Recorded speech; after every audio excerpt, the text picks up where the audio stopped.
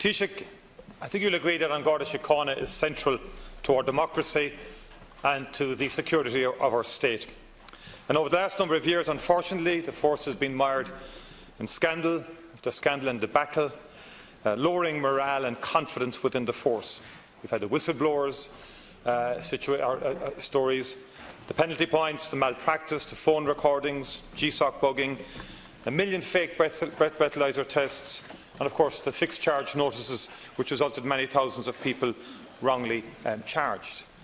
And now we've had very damning revelations pertaining to Templemore Garda Training College and the whole area around the 42 bank accounts, the complete breach of procedures, of law, of accountability, an extraordinary story in itself. And the revelations of the Director of Human Resource, John Barrett, I think are particularly damning in relation to the culture that has protected this edifice for so long, and the inaction of the senior management of Garda Síochána, including the Garda Commissioner, to deal with this issue in a transparent, accountable and effective way. Mr Barrett met the Commissioner and other senior members of the force in July of 2015.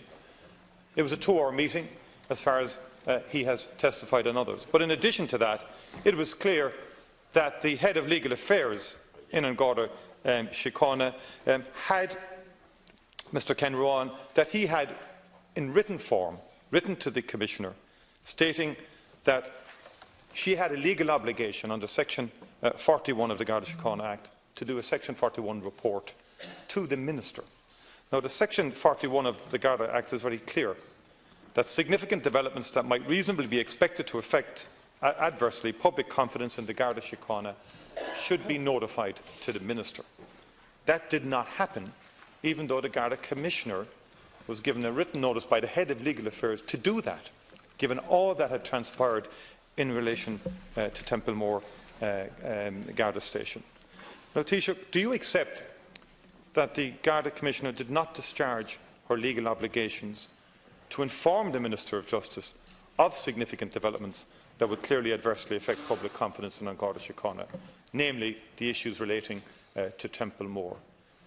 It took 15 months from the date of being told she should do it legally by her legal adviser to actually having the Minister informed.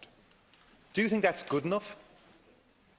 And do you think that could you indicate to me what the Minister for Justice has to say about this? And will the Minister for Justice come into this House and make a statement in relation to these issues and that specific issue? Why wouldn't the Commissioner tell the Minister at that time? What is the issue? What was the problem? And in the light of all that, Taoiseach, do you still have confidence and the Government still have confidence in an Garda Commissioner to discharge her duties and manage the Gardaí out of these series of debacles? Taoiseach.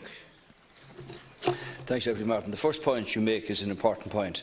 I do agree that it is absolutely critical that the public, that the people in this state and the government itself have absolute faith and trust in the Garda Síochána. And clearly that's been a matter that's been under pressure for quite some time. Now, I have faith and every confidence in the Garda Commissioner to do her job. I would point out to you that the issues here are being examined at the moment, both by the Public Accounts Committee, by the Policing Authority and by the C&AG. I think it's appropriate that the work that's underway in that process should be able to be completed. I'd point out further to you that the work that's initiated here refers to a period quite a number of years ago, and action has been taken here by this Commissioner when it was brought to her attention that these matters would be dealt with and dealt with conclusively. Now, the Public Accounts Committee is to meet again on the 13th of July. As I understand it, the Garda Commissioner will attend again at the Public Accounts Committee to give evidence. When the information was brought to the attention of the Minister, she sent it to the Policing Authority. You will be aware, Deputy, that within the report there are recommendations that must be overseen by the Policing Authority, and obviously they act completely independently, both of the Commissioner and of Government. I note that today they made another appointment of an Assistant Tourism Commissioner in the new form of making senior appointments to the Garda. Section 41 is a section of the Act that enables the Commissioner of the Day to send Section 41 notices to the Minister for Justice of the day, and that's a matter of judgment for the Garda Commissioner. But clearly this process is not finished and is not completed, and needs to be dealt with so that all of the evidence, all of the facts can not alone be ascertained but can be judged upon. And for that reason, the reform that's underway is quite extensive here. You're aware of the enhanced powers being looked for in respect of GSOC, the Garda Inspector's report, the Independent Police Authority, and now the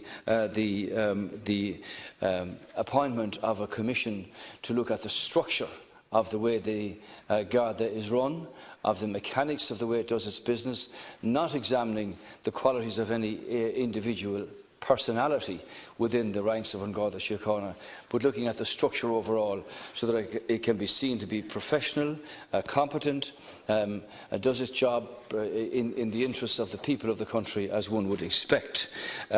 So the government retain confidence in the Garda Commissioner. Obviously, in my view, it would be a mistake to personalise issues in respect of the new Commission looking at the structure and the culture of the Garda. It's not about that. So the work is underway, Deputy Martin, the Public Accounts Committee, the Police Authority and the CNAG. I believe that they should be entitled to finish their work and report on it. Deputy Martin. The Act doesn't enable the Commissioner. The Act obliges the Commissioner. Legally obliges the Commissioner. You're trying to wash this thing away day after day, week after week. Do you not get it, Taoiseach? The thing is completely untenable and unacceptable in the light of what we've heard here. I mean, the reports in 2008 and 2010 into Templemore were hidden from the Audit Committee, and they were denied. Mr Barr points out requests for copies of previous audits in 2008 and 2010 were denied to the Audit Committee.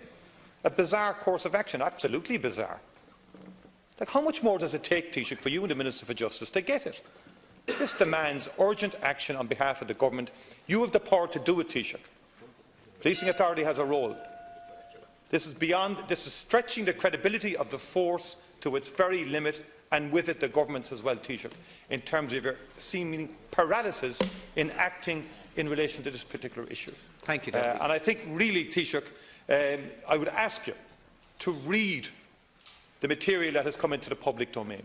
Read it and have an assessment of it yourself, because I get the feeling that you're kind of glazing over it and passing it on to various other agencies and bodies is extremely serious and extremely grave, Taoiseach, and it's time that you acted. And I would appreciate if you could indicate to me whether the Minister for Justice is prepared to come into the House to issue a statement in relation to these latest revelations and take questions on them.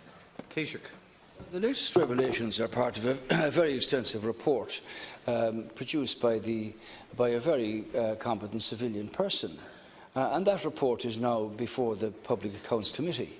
And I'm quite sure that you, with a long experience in here, realise the importance of that committee and the independence of the way that it's entitled to do its business. The Minister has sent the information to the Policing Authority because there are recommendations there that must be overseen by the Police Authority, and that in its independence will see that that happens. When you say you don't seem to get it, the situation here is that this work is underway. The CNAG is examining this, the PAC is examining this, and the Police Authority will do their job in terms of monitoring and oversight of what's involved here. The Minister for Justice has been here on so many occasions about issues about the Garda, and that's why the reforms that the Government have put in place will deal with the nature, the culture, the structure of what has evolved in the Garda Síochána for so many years. Now, as the leader of your party itself, you know this. Over so many years, that this culture has moved to a point where it's no longer acceptable, and that's why this Commissioner is taking action in accordance with government requirements to see that these matters are sorted out. And that's why the new commission to look at the structure, the professionalism, the competency of the way the Garda is run is really important in terms not of personalities but of that structure. I do get it, but I do think, Deputy Martin, I do think that it is important that the PAC be able to do its duty. The Minister has no problem in coming in here to answer questions about matters relevant to the Department of Justice. But there is no point in jumping to conclusions before the agencies and the committees that are vested with the authority to report be allowed to report.